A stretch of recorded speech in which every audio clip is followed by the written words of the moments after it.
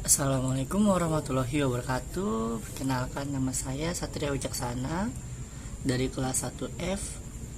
Kali ini kita akan belajar tentang ragam bahasa. Berdasarkan situasi pemakaiannya, ragam bahasa terdiri dari 3, yaitu ragam bahasa formal, semi formal, dan non formal. Ragam bahasa formal memiliki 3 kriteria sebagai berikut. Yang pertama, ada kemantapan dinamis dalam pemakaian kaidah sehingga tidak kaku, tetapi tetap lebih luas dan memungkinkan ada perubahan kosakata dan istilah dengan benar. Yang kedua, penggunaan bentukan kata secara lengkap dan tidak singkat. Yang ketiga, penggunaan ejaan yang baku pada ragam bahasa tulis dan lafal yang baku pada ragam bahasa lisan.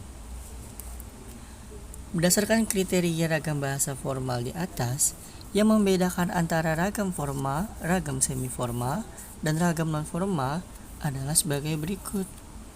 Yang pertama, pokok masalah yang sedang dibahas. Yang kedua, hubungan antara pembicara dan pendengar. Yang ketiga, medium bahasa yang digunakan, lisan atau tulis. Yang keempat, area atau lingkungan pembicaraan terjadi.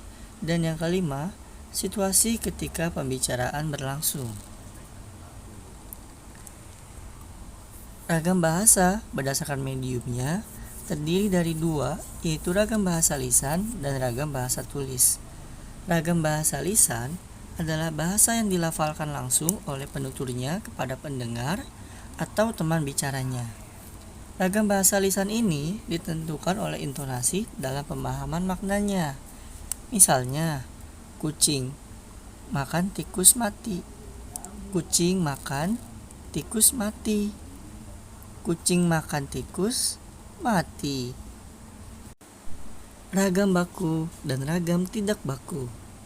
Ragam baku adalah ragam yang dilembagakan dan diakui oleh sebagian besar pemakainya sebagai bahasa resmi dan sebagai rujukan norma bahasa dalam penggunaannya. Ragam tidak baku adalah ragam yang tidak dilembagakan dan ditandai oleh ciri-ciri yang menyimpang dari norma ragam baku. Ragam baku tulis adalah ragam yang dipakai dengan resmi dalam buku-buku pelajaran atau buku-buku ilmiah lainnya. Pedoman dalam ragam tulis baku adalah Pedoman Umum Ejaan Bahasa Indonesia, Pedoman Umum Pembentukan Istilah, Kamus Besar Bahasa Indonesia, dan Tata Bahasa Baku Bahasa Indonesia. Ragam baku lisan bergantung pada besar kecilnya ragam daerah atau bahasa lain yang terdengar dalam ucapan. Laras bahasa adalah kesesuaian antara bahasa dan fungsi pemakaiannya. Sebagai contoh, penggunaan kata meminta sesuai dengan fungsi pemakaiannya, yaitu untuk meminta sesuatu. Laras bahasa pendidikan digunakan oleh kalangan terpelajar dengan penulisan yang standar dan pelafalan yang benar. Ragam ini disebut juga ragam terpelajar. Contohnya, masalah ekspor non-migas sangat kompleks sehingga sulit sekali dikualifikasikan mengikuti modul yang ada. Yang kedua adalah laras sosial. Bahasa yang dalam berkomunikasi ditekankan pada pergaulan tingkat sosial paling rendah sampai dengan tingkat sosial paling tinggi dengan norma dan kaidah bahasanya disepakati bersama oleh tingkat sosial itu. Contoh, bokap dan nyokap gue lagi pergi tuh. Ataupun juga ragam sosial antara para supir bus di terminal sebagai berikut. Udah sejam ngetem, cabut. Kosakata yang digunakan oleh lapisan masyarakat itu dipahami maksudnya oleh mereka dan sudah merupakan suatu bahasa komunikasi mereka sehari-hari. Yang ketiga adalah laras ilmu dan teknologi. Bahasa yang digunakan dalam bidang keilmuan, ilmu eksakta atau ilmu non-eksakta, dan teknologi dalam karya ilmiah, skripsi, tesis, dan disertasi. Contoh, bahasa-bahasa daerah berkembang semakin pervasif sejajar dengan perkembangan bahasa Indonesia. Yang kedua, aspal merupakan senyawa hidrokarbon yang cukup kompleks, terutama terdiri dari fraksi oil, resin, dan aspalten. Dalam penggunaan bahasanya, terkandung bahasa-bahasa istilah dalam ilmu dan teknologi. Yang keempat, ada laras sastra. Ragam sastra adalah ragam bahasa yang bertujuan untuk memperoleh kepuasan estetis dengan cara penggunaan pilihan kata diksi secara cermat dengan gramatikal dan stilistika tertentu. Contoh, malam lebaran, bulan di atas kuburan. Dalam termangu, aku masih menyebut namamu. Laras bahasa yang kelima, yaitu laras niaga.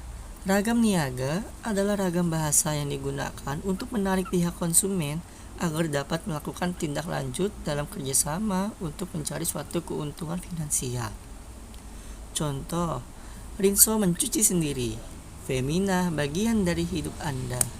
Hai lo, tumbuh tuh ke atas, bukan ke samping. Dalam laras niaga, biasanya penggunaannya digunakan untuk mempromosikan produk niaga agar para konsumen dapat tertarik pada produk tersebut. Selanjutnya, ada penggunaan bahasa Indonesia yang baik dan benar. Dalam penggunaan bahasa Indonesia yang benar, itu tidak jauh dengan apa yang dikatakan oleh bahasa baku. Kebakuan menunjukkan kata benar suatu kata. Masalah baik tentu tidak sampai pada sifat kebakuan suatu kalimat, tetapi sifatnya efektif suatu kalimat. Penjelasan bahasa Indonesia yang baik dan benar, strukturnya memiliki subjek, predikat, dan objek. Seperti contoh yang ditampilkan. Untuk bahasa Indonesia yang benar, pengertian baik pada suatu kata bentukan atau kalimat adalah pandangan yang diarahkan dari pilihan kata yang sesuai. Contoh, menugasi, memerintahkan, meminta bantuan, dan mempercayakan. Perbedaan antara penggunaan bahasa Indonesia yang baik dengan yang benar adalah penggunaan bahasa Indonesia yang benar adalah penggunaan bahasa Indonesia yang sesuai dengan konteks dalam pembicaraan ataupun tulisan. Contoh, dalam konteks pembicaraan meminta tolong, penggunaan bahasa Indonesia yang baik adalah dengan menggunakan kata tolong atau bisakah Anda membantu saya? Akan tetapi, cara penggunaan bahasa yang baik belum tentu benar sesuai dengan kaidah Puebi. Sedangkan, penggunaan bahasa yang benar adalah penggunaan bahasa Indonesia yang sesuai dengan ketentuan Puebi. Contoh, kata yang tidak benar saat meminta tolong adalah tolongin. Sedangkan kata yang benar adalah tolong dan juga menolong. Jadi, penggunaan bahasa Indonesia yang baik dan benar adalah dengan memperhatikan kaidah kebahasaan sesuai dengan Puebi dan secara konsisten menyesuaikan dengan konteks pembicaraan. Cukup sekian pembelajaran kita tentang ragam bahasa. Jika ada kata-kata yang kurang berkenan, tolong dimaafkan. Jika ada saran dan kritik yang membangun, silakan diucapkan. Sekian dari saya. Wassalamualaikum warahmatullahi wabarakatuh.